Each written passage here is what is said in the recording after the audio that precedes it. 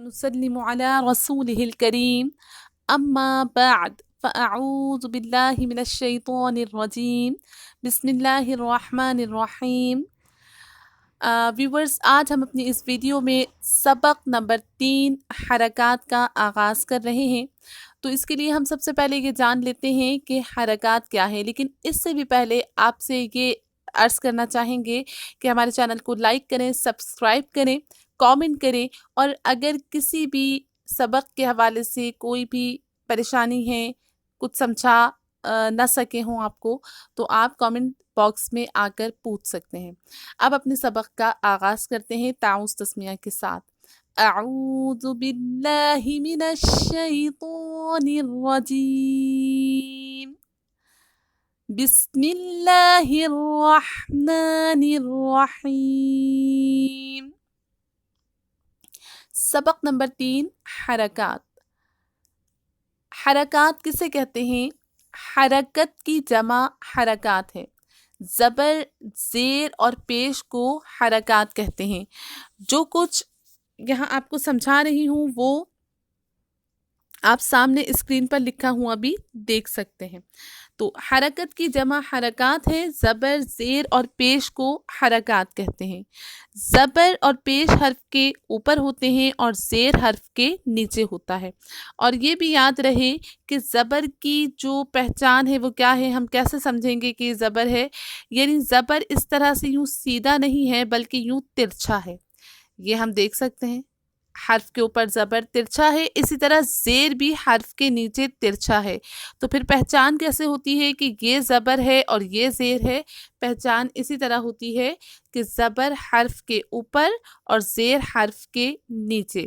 اور اس کے بعد پیش کس طرح کا ہے؟ اوپر سے گول اور نیچے سے تھوڑا سا یوں کر کے کرو ہوا ہوا ہے، تو یہ پیش ہے۔ پیش بھی حرف کے اوپر ہوتا ہے۔ جس حرف پر کوئی حرکت ہو اسے متحرک کہتے ہیں۔ جیسا کہ ویورز آپ کو یاد ہوگا، ہم نے سیکھا تھا، پڑھا تھا کہ سبق نمبر 1 حروف مفردات، انہی حروف مفردات پر جب کوئی اوپر یا نیچے ان کے حرکت لگ جائے تو یہ متحرک ہو جاتے ہیں۔ تو یہ بھی اب کیا ہو گئے؟ متحرک ہو گئے، کیونکہ جس حرف پر کوئی حرکت ہو اسے ہم متحرک کہتے ہیں۔ اس کے بعد زبر، زیر اور پیش کو پڑھنا کس طرح ہے؟ تو زبر کی آواز منہ کھول کر اور زیر کی آواز نیچے گرا کر اور پیش ہونٹوں کو گول کر کے۔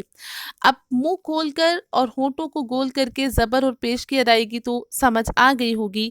اب زیر آواز نیچے گرا کر سے کیا مراد ہے؟ اس سے مراد یہ ہے کہ زیر کی آواز یعنی نیچے حلق کی طرف، گلے کی طرف گرتی ہے، اور اس میں جو ہے وہ منہ زیادہ نہیں کھلتا۔ زیر میں منہ زیادہ نہیں کھلتا، بس حرف جس جگہ سے ادا ہونا ہے وہاں زبان لگ کر، اور اس کے بعد جو ہے وہ منہ نہیں کھلے گا، کم منہ کھلے گا اور آواز نیچے کی جانب گرے گی، یعنی حلق کی طرف۔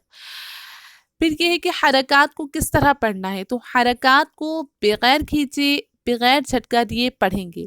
اب یہ کھینچنا اور جھٹکا دینا کیا ہے؟ اگر ہم اس کو اس طرح سے پڑھیں، جیسے میں پڑھوں آ، ای، او، با، بی، بو، تو یہ میں ہر حرف کو دیر تک پڑھ رہی ہوں۔ یعنی میں نے یوں نہیں پڑھا آ، ای، او، با، بی، بو، اس طرح نہیں پڑھا، بلکہ میں نے ادا کیا آ، ای، او، با، بی، بو، یعنی آواز کو دیر تک جاری کیا۔ تو یہ دیر تک جاری کرنا کھینچنا کہلائے گا۔ تو کھینچنا نہیں ہے، بغیر کھینچے پڑھنا ہے۔ اسی طرح جھٹکا بھی نہیں دینا، یعنی اتنی جلدی بھی نہیں پڑھنا کہ جھٹکا ہونے لگے، جیسے آ، ای، او، با، بی، بو، یہ بھی غلط ادائیگی ہوگی، اس کو ہم جھٹکا کہتے ہیں۔ اس طرح بھی نہیں پڑھنا، بلکہ ہمیں معروف پڑھنا ہے، یعنی مجہول ادا نہیں کیا جائے گا، جیسے آ، اے، او، با، بے، بو، تا، تے، تو۔ یہ جو تے، تو یا پھر بے، بو یا سے، سو، یہ سب اردو تلفظ ہے، تو اس کو ہم مجہول کہتے ہیں۔ مجہول ادا نہیں کرنا بلکہ معروف پڑھنا ہے۔ تو معروف کیا ہے؟ عربی طریقہ عربی لہجہ تو عربی میں زیر اور پیش کی ادائیگی بی بو ہوگی، بے بو یا تے تو اس طرح سے نہیں ہوگی۔ تو حرکات کو بغیر کھینچے بغیر جھٹکا دیے معروف پڑھیں گے۔ اسی طرح الف پر جب کوئی حرکت یا جزم ہو تو اسے ہم صح پڑھیں گے۔ جیسے ہم یہاں دیکھ سکتے ہیں کہ الف کے اوپر یا نیچے جب حرکت ہے تو اب ہم اسے الف نہیں پڑھیں گے، بلکہ اگر ہجا کرنی ہوگی تو ہم صح زبر آ، ہم صح زیر ای، ہم صح پیش او، یعنی اس کو اب ہم صح پڑھیں گے حرکت آنے کی وجہ سے۔